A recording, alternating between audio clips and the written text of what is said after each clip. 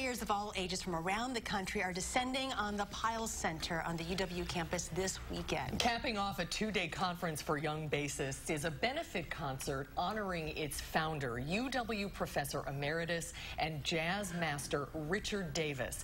A concert for Richard is Friday night at the UW Memorial Union. Peter Dominguez was an undergrad and a grad student at UW. He studied under Richard Davis. Peter is now a professor of jazz studies and double bass at Oberlin College and Conservatory. Nice to see you. Thanks, Susan. Thank you, Charlotte. Thank you for bringing this magnificent instrument. This instrument is one of the most recorded instruments in the history of recording. This is Richard's bass. This is Richard's bass, and he recorded with so many people on this, including Barbra Streisand and John Lennon, and of course Bruce Springsteen, who was just in town here last year. I think Richard played on that concert. Van Morrison, Astro Weeks, besides a lot of jazz guys from Andrew Hill and Booker Ervin and Thad Jones, Mel Lewis Orchestra, and this is the famous Lion's Head. If you can get a shot of the Lion's Head on That's tremendous. This is, and so this is under my care now. So can you talk about what is it about the bass that draws you and so many other people? Can you describe that love? Well, the important thing to understand about the bass is not everybody can hear the pitch, but everybody feels the bass. So if you don't have that feeling, you don't have the dance. So we're the foundation underneath a lot of the ensembles. Everybody's thinking the violins and the saxophones and the trumpets, but really it's us that really, like anything, good foundation underneath it. And we're the ones that give the feeling and the bounce to the music. Whether it doesn't matter what kind of music, it could be bluegrass, it could be jazz, even the classical. The best orchestras are built from the bottom up. All right. Tell us a little bit about the I don't want to say convention. What is the word? The conference. Yeah. And the foundation was started. I mean, I go back. I was at Michigan State. I was a professor at Michigan State, and I brought Richard in. This was in '92, and he saw what was going on with the Midwest Bass. He was a Midwest Bass Symposium. He says, "Well, I want to do this in Madison." So he did it in '93 in Madison, but he included the symposium was for only college students.